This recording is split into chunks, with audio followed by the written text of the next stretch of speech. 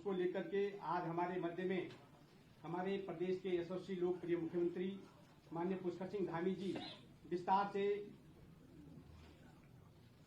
विकसित भारत जी राम जी के बारे में जानकारी देंगे। इस शुभ अवसर पर हमारे मध्य में हमारे प्रदेश जनता पार्टी के आदरणीय अध्यक्ष माननीय महेंद्र भट्ट जी उपस्थित हैं। हमारे प्रदेश के महामंत्री आदरणीय कुंदन परिहार जी उपस्थित हैं। हमारे मध्य में हमारे लैंसडाउन क्षेत्र के लोकप्रिय विधायक आदरणीय रावत जी उपस्थित हैं। मैं आदरणीय मुख्यमंत्री से अनुरोध करूंगा कि आप सभी को संबोधित करेंगे। आज की पत्रकार वार्ता में आप सभी खुला है? आ रही आवाज? आ रही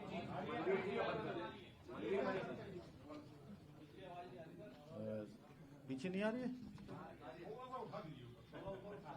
अच्छा, अब आ रही है? आज की इस पत्रकार वार्ता में आप सभी का स्वागत है। मेरे साथ हमारी पार्टी के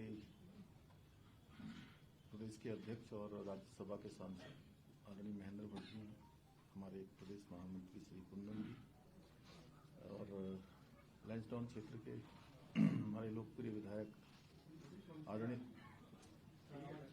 आदरणीय दिलीप रावत जी और मीडिया प्रभारी राज्य के हमारे श्री मनवीर सिंह चौहान जी। आज की पत्रकार वार्ता में विकसित भारत गारंटी फॉर रोजगार एवं आजीविका मिशन ग्रामीण, इसके संबंध में जो भारत सरकार ने नए प्रावधान किए हैं उसी के संबंध में मुझे आप सबके समक्ष बात रखनी है।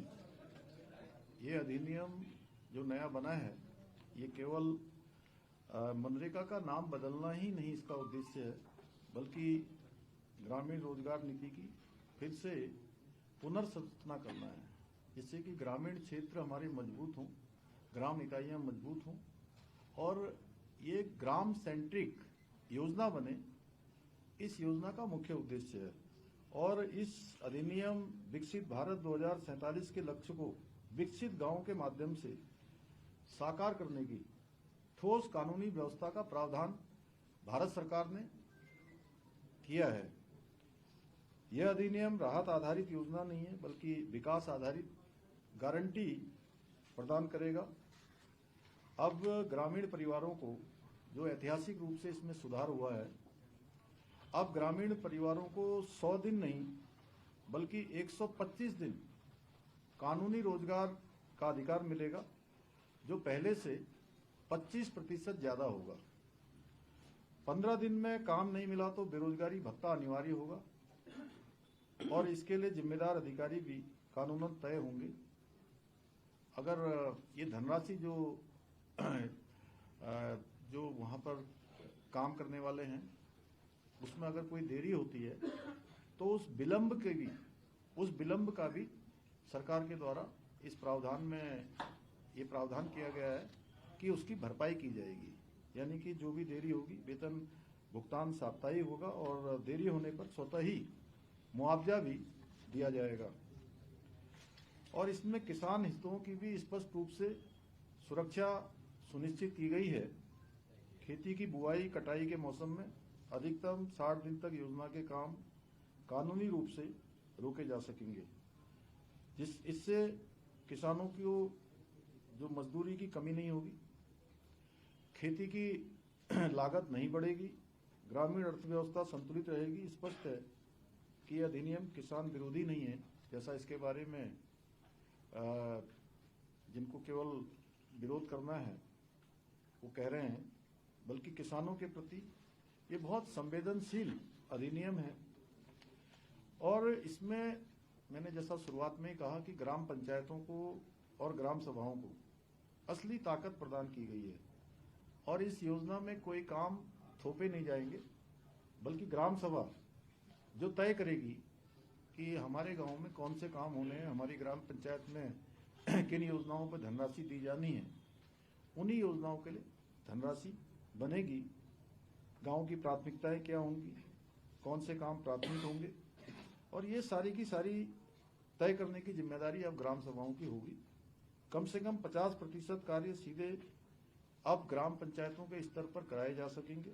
जॉब कार्ड पंजीकरण योजना निर्माण सब ये ग्राम सभा के स्तर पर, स्थानीय स्तर पर तय किए जाएंगे। काम की क्वालिटी अच्छी हो और उसकी उपयोगिता भी हो। ये नहीं कि पहले के समय में कोई भी काम करवा दिया जा रहा है, बजट की खानापूर्ति की जा रही है, बजट खपाने के लिए केवल काम किया जा रहा है। इस प्रावधान में उन सभी को गुणवत्ता पर आधारित, उपयोगिता पर आधारित किया गया है। और अब बिखरे हुए जो 260 प्रकार के अब काम नहीं होंगे, बल्कि अब 4 स्पष्ट श्रेणियां होंगी। एक जल संरक्षण का होगा, तालाब, चेक डैम, स्टाफ डैम, ग्रामीण अवसंरचना, सड़क, नाली, स्कूल, अस्पताल, आजीविका की परिसंपत्तियां, एसएसजी, सेट मतलब सेल्फ हेल्प ग्रुप, स्वयं सहायता समूह के लिए कोई भवन इत्यादि बनाना है, सेट बनाना है, स्किल सेंटर बनाना है, हार्ट बनाना है, या आपदा प्रबंधन के क्षेत्र में भी। अब इस अधिनियम के बाद आपदा प्रबंधन के क्षेत्र में भी इसकी धनराशि लगाई जा सकेगी, जिसमें रिटेनिंग वॉल, ड्रेनेज, पिचिंग, इस प्रकार के काम होंगे। इस प्रकार के कामों से गांव में सबको काम भी मिलेगा और गांव भी मजबूत होगा, ग्राम सभा के लोग भी मजबूत होंगे। और इस अधिनियम में महिलाओं की सशक्तिकरण पर विशेष फोकस किया गया है। स्वयं सहायता समूह से जो जुड़ी हुई बहनें हैं उनके लिए स्किल सेंटर, उनके लिए भवन का निर्माण, ग्रामीण हाट, ये सब बनाए जाएंगे, जिससे महिलाओं को गांव में ही काम मिलेगा, उनकी आजीविका बढ़ेगी, रोजगार के साधन उनके होंगे। इसके अतिरिक्त तकनीकी आधारित इसमें ट्रांसपेरेंसी का भी प्रावधान किया गया है। भ्रष्टाचार पर सीधा प्रहार किया गया है, जैसे कि बायोमेट्रिक हाजिरी, जियो टैगिंग और जीएसआई मैपिंग, मोबाइल ऐप, सार्वजनिक डैशबोर्ड, एआई आधारित फ्रॉड डिटेक्शन, साल में 2 बार अनिवार्य रूप से सोशल ऑडिट का भी प्रावधान किया गया है। इन सभी तकनीकों का प्रयोग इस योजना को भ्रष्टाचार मुक्त रोजगार गारंटी योजना बनाता है। और साथ ही जो इसका प्रशासनिक ढांचा है, उस प्रशासनिक ढांचे को भी इससे मजबूती मिलेगी। जैसे ग्राम रोजगार सहायक, फील्ड असिस्टेंट, तकनीकी सहायक आदि इस योजना की रीढ़ है, जो मुख्य रूप से इस योजना को संचालित करते हैं या धरातल पर उतारने का काम करते हैं, समन्वय का काम करते हैं।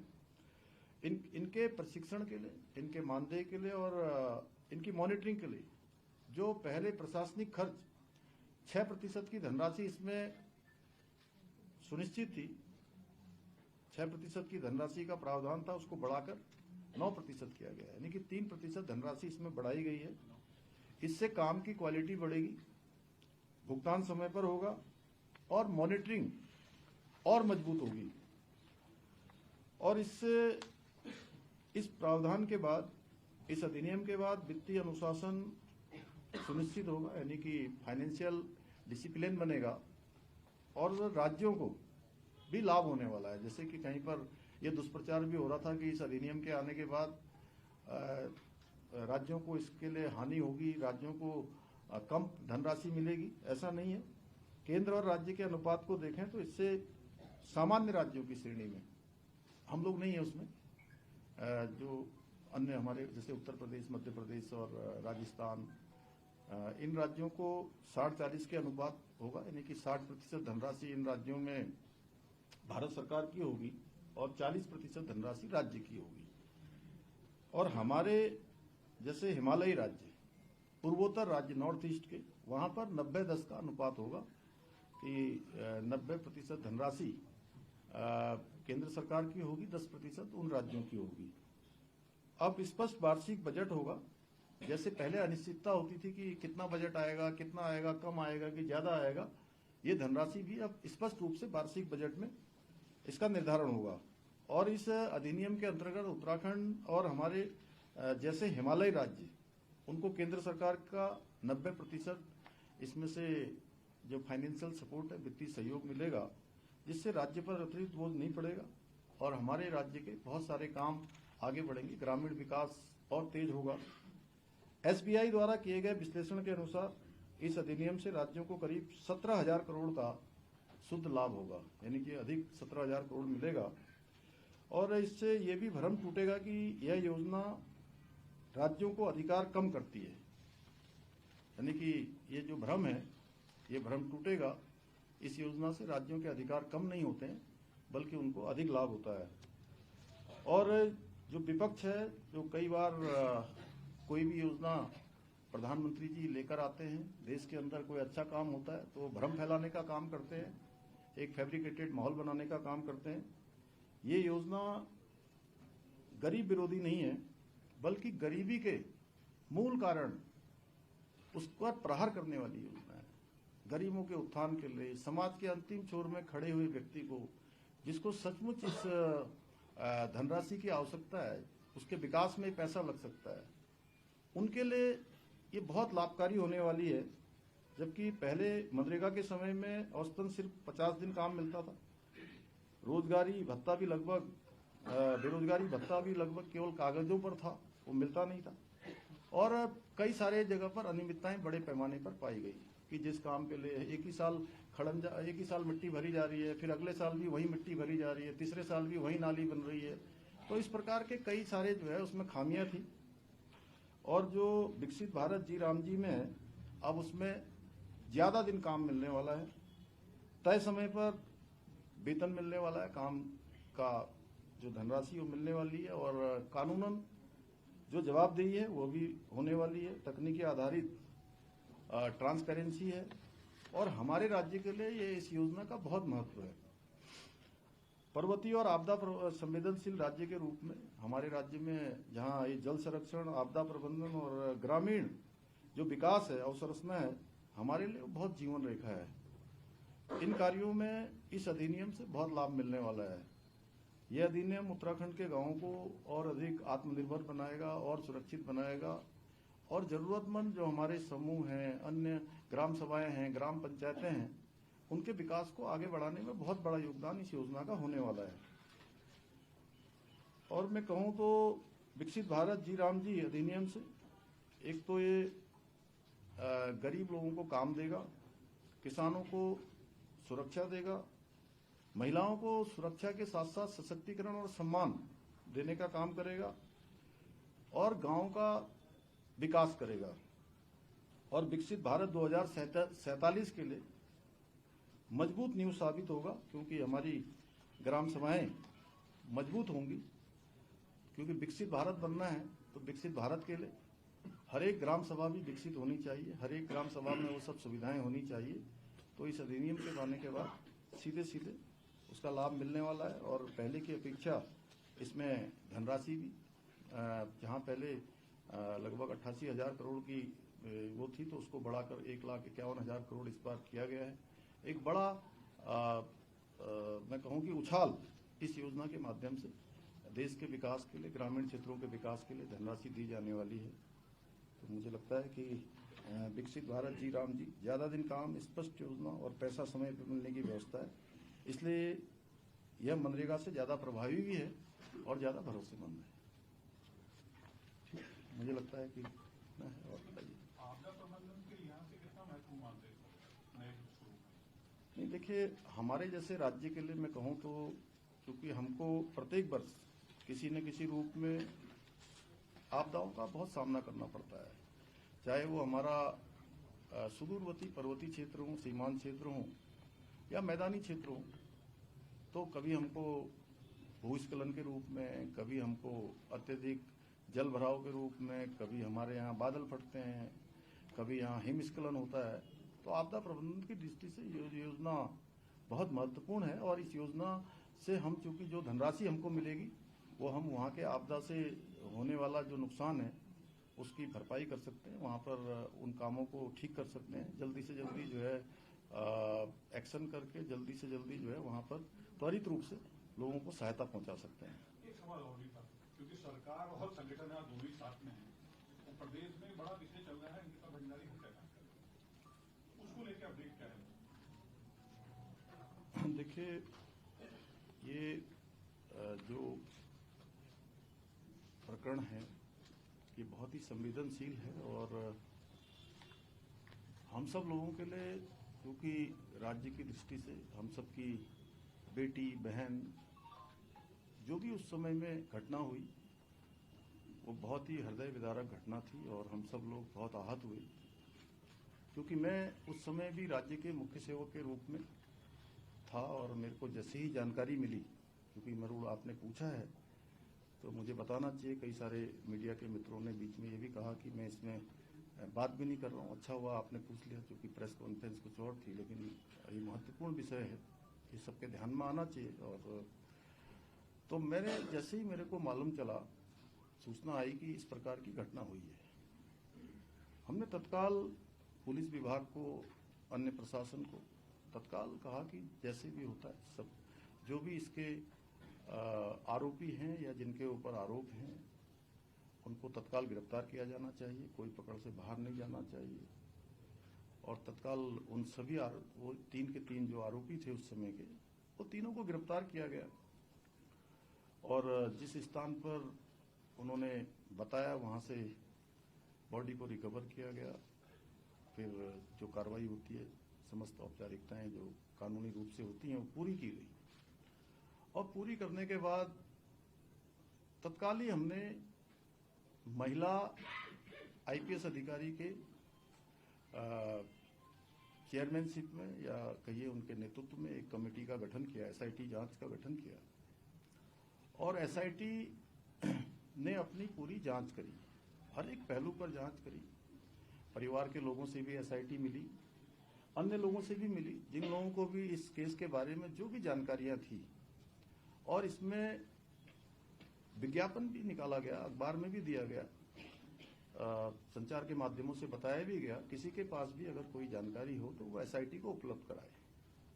और पी रेणुका देवी उस समय उस एसआईटी को हेड कर रही थी, जो अभी सीबीआई में ही कार्यरत हैं। यहाँ से उनका सीबीआई में ही जो है, इसके बाद डेपुटेशन से वो हमारे राज्य के अधिकारी हैं, यहाँ के कैडर की हैं, लेकिन अब सीबीआई में काम कर रही हैं।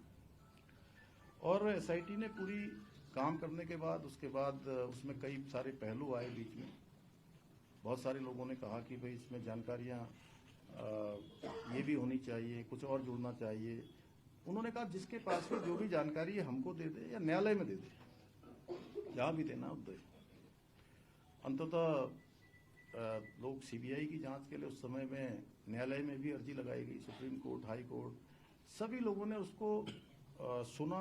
सुप्रीम कोर्ट ने भी, हाई कोर्ट ने भी, और जो सेशन कोर्ट है वहाँ पर इस पर लगातार कार्रवाई चलती रही और जो मजबूत पैरवी थी, उसी मजबूत पैरवी का परिणाम था कि उन्हीं तीनों आरोपियों को आजीवन कैद की सजा सुनाई गई।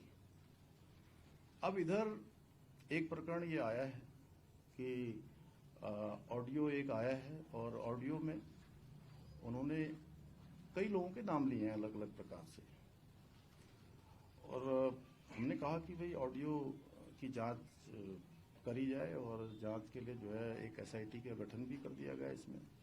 और जिन लोगों ने ऑडियो पर बात की है उनसे भी बात करने का पुलिस ने प्रयास किया है। अच्छा होगा कि वो सब लोग अपना ऑडियो जो उन्होंने बोला है उसकी कुछ सत्यता वहां पर आ जाए, और सत्यता आते ही हमने कहा है कि हम सभी प्रकार की जांचों के लिए भी तैयार हैं। हम कहीं पर ऐसा नहीं है, क्योंकि हम भ्रम की स्थिति भी राज्य के अंदर नहीं बननी चाहिए। और हमारा ऐसा ट्रैक रिपोर्ट रहा है कि अगर कोई गलत काम करेगा, कहीं भी कोई दोषी होगा, तो किसी कीमत पर भी वो छूट नहीं पाएगा, चाहे कोई हो, किसी भी कीमत पर वो छूटने वाला नहीं है। लेकिन ऑडियो की सत्यता, ऑडियो में तो बहुत सारी बातें उन्होंने करी है। एक में वो ऑडियो में ये भी कहते हैं कि मैं पार्टी का अध्यक्ष बनने वाला हूँ, जो हमारे महेंद्र जी बैठे हैं यहाँ पर, वो ये भी कह रहे थे। अब पता नहीं, आप सब लोगों ने भी सुना होगा, उन्होंने अन्य बातें भी बहुत सारी की गई हैं।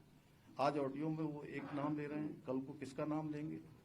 तो इसलिए सारी सत्यता, सारी जो जांच परख है, एफएसएल है, उसका करवाने के बाद हमने कहा है कि हम किसी भी कीमत पर अगर कोई दोषी होगा तो बिल्कुल छूटने वाला नहीं है। लेकिन हाँ, ये जरूर ऐसी बात है कि इसमें 1-2 ऑडियो पर बात होती है। ऑडियो के पास बात होने के बाद सीधे प्रेस कॉन्फ्रेंस देहरादून में नहीं होती है जी, देहरादून से सीधे दिल्ली होती है प्रेस कॉन्फ्रेंस। समझ में नहीं आ रहा है कि आखिर एक ऑडियो के आधार पर इतना बड़ा बवंडर राज्य के अंदर किया जा रहा है। हम भी राज्य के अंदर काम करते हैं, हमने भी ईमानदारी से काम किया है, और कोई भी अगर किसी के पास भी कोई सबूत होगा तो मैं बिल्कुल आप सबके सामने स्पष्ट करना चाहता हूँ, कोई छूटने वाला नहीं है। हाँ, अगर देखिए हिंदुस्तान के अंदर उम्र कैद की सजा बहुत बड़ी सजा होती है, और किसी को उम्र कैद की सजा मिली हुई है, अगर कोई उसमें कोई और होता तो वो ऐसा नहीं हो सकता है कि वो उसका नाम नहीं बताते, उसका नाम जरूर बताते। और एक ऑडियो में वो आपस में बात करते हुए यह भी कह रहे हैं, एक में कह रहे हैं कि इसकी हत्या हुई है, बेटी के बारे में कहते हैं कि हत्या हुई है, और दूसरे में कहते हैं कि इसने आत्महत्या कर ली। अब इनकी कौन सी बातों को सच माना जाए? मैं तो आप ही लोगों से पूछता हूँ, आप ही लोगों में से कोई अगर किसी का कोई प्रश्न हो इस बारे में, तो एक में कहते हैं कि हत्या हुई है और दूसरे में खुद ही कहते हैं कि इसने आत्महत्या कर ली। अगर हम इनकी आत्महत्या की बात मान लें तो कहीं ऐसा तो नहीं कि न्यायालय में जाके इससे उनको इसका कहीं ना कहीं इस रूप में भी कोई जो है कोई षड्यंत्र तो नहीं चल रहा है? इतनी बड़ी सजा हो चुकी है, हम हर जांच के लिए तैयार। हमने कब मना किया कि हम कोई जांच नहीं करवाएंगे? सर एक सवाल ये भी है कि जो आप देख रहे हैं कि लोग सड़कों पर हैं, विरोध प्रदर्शन हो रहे हैं, और अब धीमे ही सही लेकिन बीजेपी के संगठन में भी आवाज उठ रही है कि जन भावनाओं का ख्याल रखना चाहिए। लोग सोशल मीडिया पर भी अगर आप ही का नाम आ जाएगा तो क्या करेंगे कल? जन भावनाओं नहीं, पहले मुझे आप बताइए, आपका नाम आ जाएगा तो क्या करेंगे? अगर आपका नाम कह दे वो ऑडियो वाला तो क्या करेंगे बताइए पहले मुझे। इस विरोध को नहीं, अभी इस देखिए विरोध है, हम लोगों ने कहा है कि हम कोई चीज हम जांच करवा रहे हैं, एफएसएल के लिए बुला रहे हैं, अगर उनके पास सत्यता है, कोई बात है, तो भाई वो भाग रहे हैं ना, उनको हम ढूंढ रहे हैं। आपको पता है वो कहाँ हैं? आप ला दीजिए ना भाई साहब, प्लीज आप हमारी मदद कर दीजिए ना, राज्य की मदद कर दीजिए, प्रशासन की। क्या उनके पीछे कोई ऐसे लोग हैं जो पार्टी के अंदर है, या उन्हें कौन बैकअप कर रहा है? इनका हौसला कैसे आ गया? अब देखिए ये तो सब जांच में ही स्पष्ट होगा, लेकिन हमारा तो ये कहना है कि भाई उनको आना चाहिए, उनको बिल्कुल इसके कारण से राज्य के अंदर इस प्रकार का माहौल बना है, तो उनको आकर इसका जवाब देना चाहिए, उनको बताना चाहिए कि आखिर किस आधार पर उन्होंने कहा है। और जो भी होगा, चूंकि जांच चल रही है, तो देखिए बहुत दिनों तक ये मामला, ये जो धुंध लगी है, ये धुंध छटेगी, और धुंध छटने के बाद निश्चित रूप से बादल हटेंगे, कोहरा छटेगा और सूरज निकलेगा, साफ सफाई होगा। आप कोई संस्तुति करने जा रहे हैं या एसआईटी पर ही आप लोग अभी वो रहेंगे? ये बात तो मैं सबसे लास्ट में बताऊंगा आप लोगों का, और कोई प्रश्न हो तो पहले पूछ लीजिए। धामी सर, हाँ, धामी जी, मेरा सवाल है, राम के विकास को लेकर योजना के बारे में बखान किया आपने, आपको लगता है 11 साल सरकार को लाने क्यों लगा दी? बहुत पहले वाला चाहिए विकास को लागू।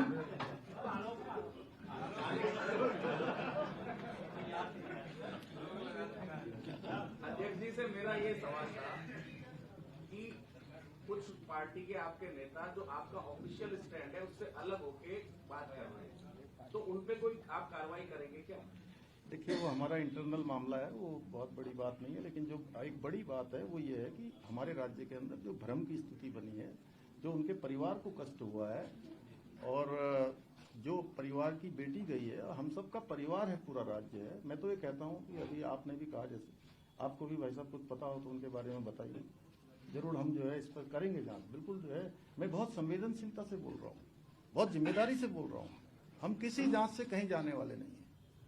हमें जो जांच की आवश्यकता पड़ेगी हम वो सब जांच करवाने को तैयार है। आपको पता है पिछली बार छात्रों का मामला आया था, तो छात्रों के मामले में हमें लगा कि भाई 8 दिन हो गए, 10 दिन हो गए, और सच में छात्रों को लग रहा था कि कोई इसमें गड़बड़ है, क्या है। तो हम गए, उन्होंने कहा कि भाई यहाँ पेपर आ गया, बाहर आ गया, एक बात थी, तो उसकी सीबीआई जांच होनी चाहिए। तो हमने सीबीआई जांच की संस्तुति करी, और उसके बाद पूरी कमेटी बैठा ली। कमेटी बैठाने के बाद हमने उस परीक्षा को भंग भी कर दिया। इसमें भी अब जिन्होंने शिकायत करी है, उस अगर उनकी मंशा अगर साफ है, वो न्याय दिलाना चाहते हैं, हम भी न्याय दिलाना चाहते हैं। हमारी बेटी है, हमने न्याय के लिए ही उसके लिए इतना संघर्ष किया कि एक दिन भी आरोपी तीनों के तीनों जेल से बाहर नहीं आ पाए, एक दिन भी जेल से बाहर नहीं आए। उम्र कैद की सजा हो रही है। अगर मान लिया जाए कि यहाँ पर महेंद्र भट्ट जी हैं, ये हमारे महामंत्री हैं, अगर ये किसी आरोप में दोषी होंगे और जेल ये चले जाएं प्रभारी जी हमारे, बताइए मुझे, तो अगर ये जेल जा रहे होंगे, सजा हो रही होगी, तो क्या इनका नाम नहीं बताएंगे? उन तीनों ने नाम बताना चाहिए था। लेकिन उसके बावजूद भी ये प्रकरण आया है, बहुत गंभीर प्रकरण है। मुझे लगता है कि आप लोगों को क्या ये नहीं लगता कि भाई एक नाम बोल दिया ऑडियो से, ऐसा ही ऑडियो पेपर लीक के मामले में भी हुआ था। अब हमें तो ये लग रहा है कि ये कोई क्या है कि पेपर लीक में भी इसी प्रकार का ऑडियो बनाया जाता है, उसके बाद हंगामा किया जाता है। इसके बाद जो है कुछ लोग कहीं ऐसा तो नहीं कि बेटी अंकिता को बार बार उसकी आत्मा को इस तरह से करके राज्य के अंदर एक माहौल खराब करके अपनी राजनीतिक जमीन तलाश रहे हैं। कहीं ना कहीं मुझे लगता है कि जो है वो उसको आगे, अरे भाई राजनीति करने के और बहुत सारे रास्ते हैं। हम लोग राजनीति करने के लिए उत्तराखंड की जनता के विश्वास के लिए काम कर रहे हैं, उत्तराखंड की जनता के लिए काम कर रहे हैं। आप अच्छे मुद्दे लाइए और इस मुद्दे पर हमारा बिल्कुल स्टैंड क्लियर है, हम हर जांच के लिए तैयार है। आपको कोई षड्यंत्र कर रहा है? बोलने दो यार। सीएम साहब, नहीं, आप एक मिनट, एक एक करके मैं सबसे बोल रहा हूं, मैं तो खुद ही आपसे पूछता हूं। आप बताइए, आपको लग नहीं रहा है कि षड्यंत्र है? अगर ये मोबाइल बंद करके जाना, एक ऑडियो रिलीज करके, एक ऑडियो रिलीज होता है, उसके बाद प्रेस कॉन्फ्रेंस यहाँ नहीं होती है, प्रेस कॉन्फ्रेंस दिल्ली में होती है, और हमारे जो प्रभारी जी का नाम लिया गया, प्रभारी जी ने अपने, आप लोग भी सोशल मीडिया देखते हैं, पुलिस ने भी वेरीफाई कर लिया, सारे अकाउंट ट्विटर सब देख लिया उनके। वो पिछले उस दिन 10 तारीख से लेकर 20 तारीख के बीच में उत्तराखंड में उनका आना ही नहीं हुआ कभी। ये तो आप लोगों ने भी सारा रिकॉर्ड देख लिया होगा, उनकी जो पुरानी फेसबुक इत्यादि देख लेंगे तो उसमें आ जाएगा सारा। अब आप स्वयं अंदाजा लगाइए, अगर उनके पास कुछ है तो भागे क्यों हैं? चलिए, क्या हम सुरेश राठौर और दुष्यंत गौतम की व्यक्तिगत लड़ाई का परिणाम है क्या ये? देखिए, वही उसी के लिए तो हम लोग जांच कर रहे हैं कि आखिर उन्होंने बोला है तो क्यों बोला है। वो आए और वो बोले और उनको जवाब तो देना पड़ेगा। वो उनके घर में भी हम लोग गए हैं, पुलिस गई है, प्रशासन के लोग गए हैं, रिक्वेस्ट भी कर रहे हैं। हम लोग अनेक माध्यमों से उनसे संपर्क करने का प्रयास कर रहे हैं कि सुरेश जी आइए और बताइए भाई, कुछ आपने, इतनी बड़ी बात हो गई है, इतने लोगों के मन में शंका पैदा हो गई है, राज्य के अंदर लोग जो है अविश्वास की स्थिति से गुजर रहे हैं। आए आप, मैं तो उनसे निवेदन कर रहा हूँ कि वो आए, कोई सबूत दें, और मैं बिल्कुल गारंटी के साथ कह रहा हूँ कि कोई किसी में बचने वाला नहीं है। जो प्रदेश में सरकार की तरफ से क्या ऐसे लोगों को हम अपील करेंगे कि ऐसे संवेदनशील मुद्दे पर सियासत न करके एक संतुलन बनाए, ताकि मैंने कहा कि देखिए, जिन लोगों को जनता बार बार बाहर का रास्ता दिखा रही है, वो बेटी अंकिता को अपना हथियार न बनाए। बेटी अंकिता के हत्यारों को, उनके आरोपियों को, उनको अपराधियों को सजा देने का काम सरकार का है, और हम प्रतिबद्ध होकर, संकल्प होके ये कहना चाहते हैं कि कोई नहीं छूटने वाला है। जिसने भी जो है न पहले छूटे हैं, न कहीं किसी का नाम आएगा तो कोई छूटेगा।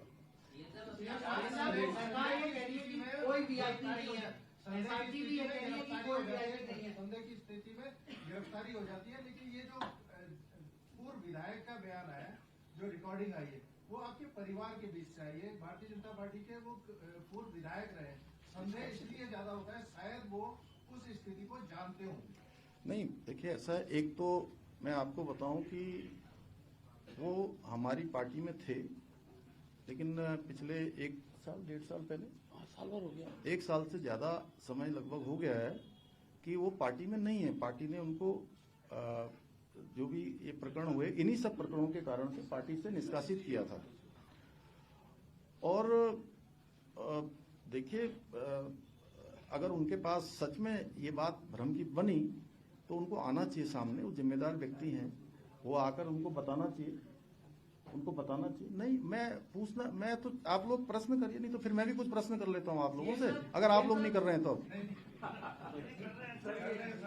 नहीं पूछे, जिसको जितना कड़वा प्रश्न पूछना उतना पूछ ले, लेकिन पूछना अच्छे से। आपकी तरफ सरकार की ने ये कहा कि वीआईपी नहीं है, आपकी एसआईटी जिन्होंने जांच की थी उन्होंने भी कहा वीआईपी नहीं है, संगठन की तरफ से जो प्रेस कॉन्फ्रेंस हो रही है ये कहा जा रहा है वीआईपी नहीं है।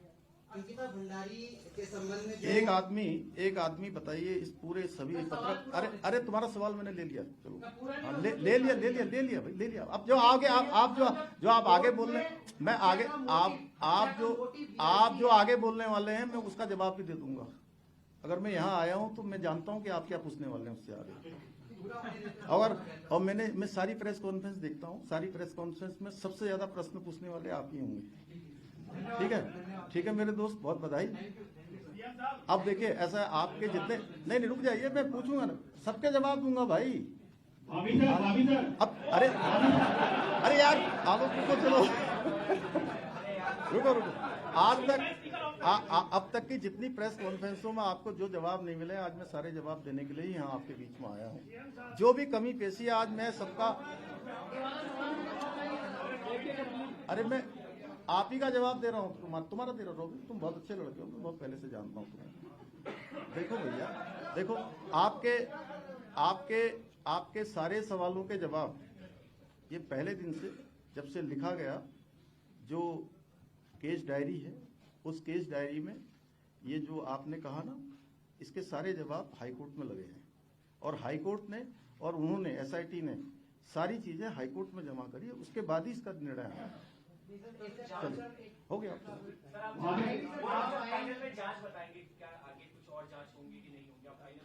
नहीं अभी पहले प्रश्न पूछो ना सब लोग। दे दिया जवाब, दे दिया। अब ये कल ये मत चला देना कि जवाब नहीं दिया, दे दिया। आपने कहा कड़वा सवाल, तो एक कड़वा सवाल ये है, क्या 2027 होने के पहले आपकी पार्टी के कुछ लोग आपके करते हैं, जिसकी कॉन्स्पिरेसी करके तिवारी के आगे बैठ की योजना का नाम बता रहे हैं। नहीं आपने पार्टी के अंदर कोई कॉन्स्पिरेसी चल रही है आपके खिलाफ, तो नहीं चाहते 27 नहीं हमारी पार्टी में कॉन्स्पिरेसी जैसी कोई चीज नहीं है। देखिए मैं तो लगातार पिछले 4 वर्षों से भी अधिक समय से इस दायित्व में काम कर रहा हूँ, सभी के सहयोग से काम कर रहा हूँ। पार्टी हाईकमान का भी, हमारे वरिष्ठ लोगों का भी, सभी पार्टी कार्यकर्ताओं का साथ है और ये हर पार्टी में होता है। थोड़ा बहुत ऐसी चीजें चलती है, कोई ऐसा विशेष नहीं अभी मंदिर एक रहेगा। अब चलिए आपके, हाँ अब लास्ट प्रश्न पूछिए आपका, मैं अलग से दूंगा, आप अलग से। अब लास्ट बात, अब हो गया बस, चलिए हो गया। हाँ बोले चलिए, एक लास्ट। भारती जी तो अलग से पूछ लेती हैं मुझसे। पुलिस को दोनों को पकड़ने में इतना समय क्यों लग रहा है? क्यों आप उन्हें ये समय दे रहे हैं कि आप स्वेच्छा से आइए और हमें सबूत दीजिए, जबकि आप खुद कह रहे हैं कि माहौल प्रदेश का खराब हो रहा है? आपको तो उन्हें लेके आ जाना चाहिए था। क्या हम ये समझे कि सब मामलों में प्रक्रिया ऐसे ही रहेगी कानून की जैसे तय रखी गई है? आपको जानकारी है उनके बारे में, कहाँ है करके? सर मैं कानून रहा हूँ, तो आप भी मदद करिए ना हमारी। हम तो पकड़ ही रहे हैं उनको, हम पकड़ ही रहे हैं उनको। आप नहीं आप बताइए ना, पुलिस ढूंढ रही है ना, आपको पता है रोज उनके घर में नोटिस दे रही है, जगह जगह छापेमारी हो रही है, जगह जगह जा रही है, देश के अंदर उनके मोबाइल लोकेशन निकाली जा रही हैं। तो कहीं आपको भी जरूरत हो तो फिर बता दीजिए। तो तभी तो कह रहा हूँ, आप भी बता दीजिए कुछ हो तो।